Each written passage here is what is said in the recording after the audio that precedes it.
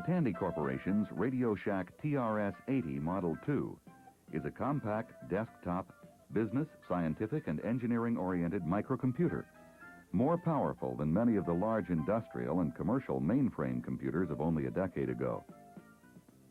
There's a huge library of user-oriented, menu-driven Radio Shack and non-Radio Shack programs available for the TRS-80 Model II in many fields of endeavor, including legal, accounting, management planning, word processing, and office methods.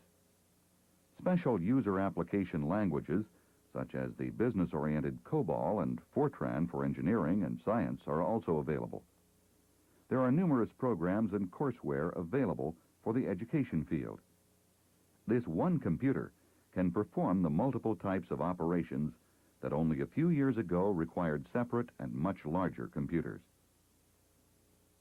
The Model II is a disk-based computer system consisting of two major components: the keyboard enclosure, which houses the typewriter-style keyboard, and the display console, housing the video display, the read-only memory, ROM, the random access memory, RAM, and the central processing unit, a Zilog Z80A microprocessor chip operating at its maximum design speed of 4 megahertz, 4 million machine cycles per second, is at the heart of the system and accounts for the Model II's multifaceted capabilities.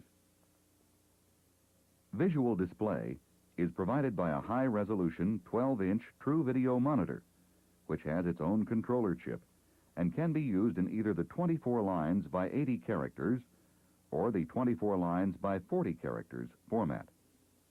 The full ASCII character set, plus 32 special graphics characters, are displayable. Each character and graphic symbol can also be displayed in inverse video, that is, black letters on a white background instead of the normal white letters on a black background. The TRS-80 Model II display module also has one integral 8-inch dual-density disk drive unit built in. There are provisions for 3 additional 8-inch disk drives housed in a special external expansion unit for either desktop or under-desk mounting. When using the expansion drive unit, the disk drive cable replaces the disk terminator. When only the integral disk drive is to be used with the Model II, the TRS-80 disk terminator plug must be inserted into the disk expansion connector on the rear of the video console. Also on the rear of the visual display module is the interface connector panel for attaching the AC power cord, serial channels for printer or modem, a parallel printer channel, and the disk expansion connector. The AC power cord is plugged into the AC outlet on the right side of the rear panel. The other end of the power cord should be plugged into an adequate power source, if possible a 3-wire grounded system to help prevent static electricity buildup. The main power switch is located to the right of the video screen. When the power is turned on, the red LED will be lit. A cable permanently attached to the front edge of the video display console plugs into the rear of the keyboard module. The keyboard can then be slid into the recessed area at the bottom of the video console to give the appearance of a single unit. This feature provides easy portability of the TRS-80 Model II. Also located in the recessed area are the brightness and contrast controls for the video display. Adjust these controls for the most comfortable viewing. Slide the keyboard back into the recess when adjustment is set. The keyboard on the TRS-80 Model II is a 76-key multifunction unit which can be divided into 4 groups. In the central section of the keyboard is the major group of keys, which are light gray in color. This is the alphanumeric group and is used just like a typewriter to produce upper and lowercase letters, numbers, and punctuation marks. On the lower left of the main keyboard are located the mode selection keys. An additional member of this group is the right-hand shift key. All remaining black keys, with the exception of the repeat key, are control keys. This includes all the black keys on the keypad. On the right side of the keyboard is a numeric keypad. These white numeric keys are most convenient for the input of data, especially by skilled 10-key operators. The Control, Shift, Lock, and Caps keys have no effect on the operation of the keypad. On the left edge of the keypad are 4 keys marked with arrows. These are the cursor control keys, used to move the cursor to a different position. These are especially useful in word processing usage. Shift and Lock are 2 of the main keyboard mode keys. In the unshifted mode, lowercase letters, numbers, and unshifted punctuation symbols are typed. In the shifted mode, capital letters and shifted punctuation marks are typed. Press the Lock key down once to put the keyboard in the all capitals and shifted punctuation mode. Its embedded red LED will come on. In this mode, it is not possible to type numbers from the main key group. Use the keypad. To unlock, press either shift key. Next to the left shift is a key marked Caps. Press the key once and its embedded red LED will come on. When the light is on, the letters A through Z are typed as capital letters only. All number and punctuation keys operate in the normal manner. If you want a shifted character, you must press the Shift key. To return to normal, press the Caps key once. Its red light will go off, indicating the computer is back in the normal mode. At the top of the keyboard on the left is a key marked ESC, for escape. It is usually used to exit from a subcommand. Above the Caps key is one marked CTRL, short for Control. Holding down this key while pressing one of the alphanumeric keys will cause the execution of whatever special control function has been assigned to this key by the operating system. There are 2 control keys marked Enter. One is to the right of the main group of gray alphanumeric keys, and the other is to the right of the keypad. These keys function in a manner similar to a typewriter's carriage return key. When pressed, the current line is terminated, and the cursor returns to the left of the video screen to the highest unused line position to await further data input. The break key can be used when the computer does not seem to be operating properly. Pressing this key interrupts anything currently in progress with most programs and returns control of the computer to the keyboard. Execution of any program can be temporarily halted by use of the Hold key. Pressing the key once will stop the program. Pressing again will cause the program to resume execution. This key is useful when listing programs to the video screen. Located on the far right of the keypad are 2 control keys marked F1 and F2. These are special software programmable keys. They can be programmed to output special codes which can be used by the operating system or application software for special functions. More information concerning the usage of these keys can be obtained from your owner's manual or from your instructor or computer specialist.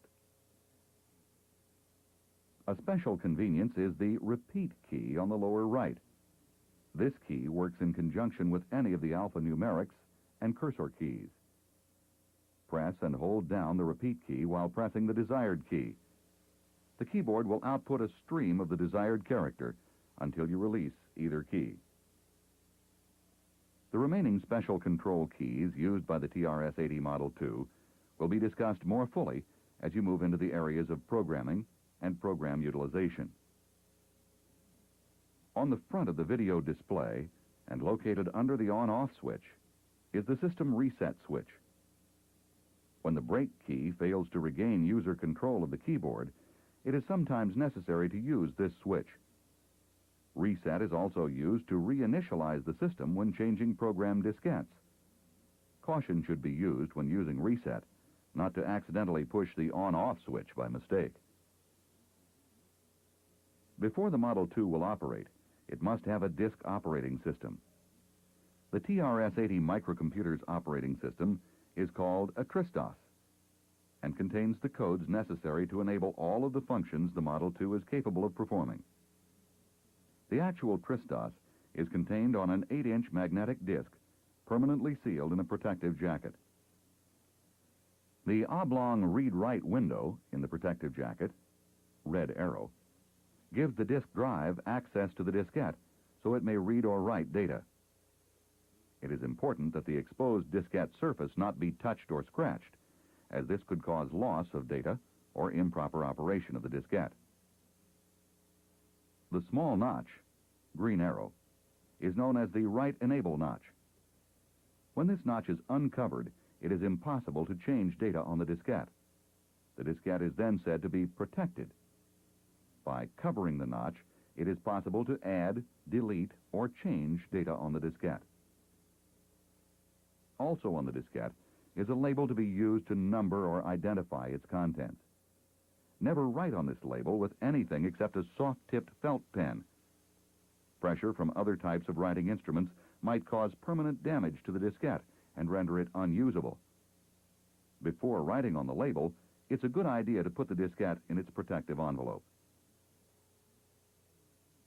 On power up, the red LEDs on the power switch and the disk drive will come on. The screen will display the Insert Diskette message on a solid white screen block. The built-in disk drive is called Drive 0. When using the TRS-80, there must always be a TRS-DOS in Drive 0 before the computer will operate. When using the expansion drives, the first unit on the left is number 1, the next is number 2, and the one on the far right is number 3. To correctly load the drive, open the door by pressing the door release lever. The door will spring open.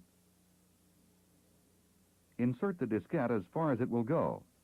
You will feel a slight pressure when the diskette is almost completely seated, and you will hear a faint click. This is the locking spring which holds the diskette. Be sure the read-write window and the write enable notch are both facing toward the rear. The diskette label should be facing away from the video screen. Close the door, making sure it latches. As soon as the door is latched, the computer will load the operating system bootstrap program. During this time, the computer also performs a complete diagnostic program of the entire system before loading the TRS-DOS to verify that the entire system is working properly. If it is not, an error message will be displayed. If all is operating correctly, this startup dialog will be displayed after several seconds. If your screen should continue to show Insert Diskette, check to see that you have a TRS-DOS in Drive 0 and not a data or program diskette. Be certain it is properly mounted. Check to see that any external drives are turned on. If necessary, check with your instructor or computer specialist. The startup dialog first asks you to enter the date.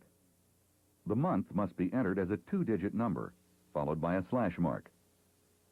The day must also be entered as a 2-digit number, followed by the slash mark. If the month or day is a single number, such as the 4th, it must be preceded by a 0. The year requires all 4 numbers. The computer will accept no other form. You cannot default the date line. The question must be answered in the correct format in order to continue. Next, TRS-DOS will prompt you to enter the time. This is entered in the 24-hour format and must take the form shown on the screen. Again, note that 2 digits must be entered for each step, but now they must be separated by periods. If you do not wish to enter the time, press Enter, and the computer will default the question and continue. If all of the above operations are correctly performed, the computer will respond with the statement, TRS-DOS ready. You are now ready to input a program or data diskette. One of the first things to do when using the TRS-DOS is to make a backup diskette to protect your original from accidental erasure or other damage. The TRS-DOS diskette has a built-in utility program to make a copy of itself or any other diskette. However, before a backup copy can be made, a new or erased diskette must be initialized or formatted. To format a diskette, put the TRS-80 in drive 0 and the blank diskette into drive 1. Type the format command as shown and press enter. The number 1 designates the drive the blank diskette is in. If you have only one disk drive, answer 0 to the drive number question. You will be prompted when to insert the blank diskette. Cover the right enable notch. If you fail to do this, the computer will stop the formatting and return an error message. Press enter, and the computer will begin the actual formatting process, displaying a message that it is formatting a track, then verifying each sector on the track. When formatting is complete, a message indicating the number of flawed tracks, if any, is displayed. It will then write the system's tracks onto the diskette, and when finished, display TRS-80 ready and the cursor. During formatting, the undefined magnetic particles are redefined into 77 tracks, and each track further refined into 26 sectors on which programs and data can be stored. A formatted diskette is also created when it is to be used only for data storage without a disk operating system. When the formatting is completed, you are ready to make the backup diskette. Start by typing backup and pressing enter. The screen will clear. A header message will appear, and you are then asked to enter the source drive number, the destination drive number, these numbers can be the same, and if the source diskette is ready.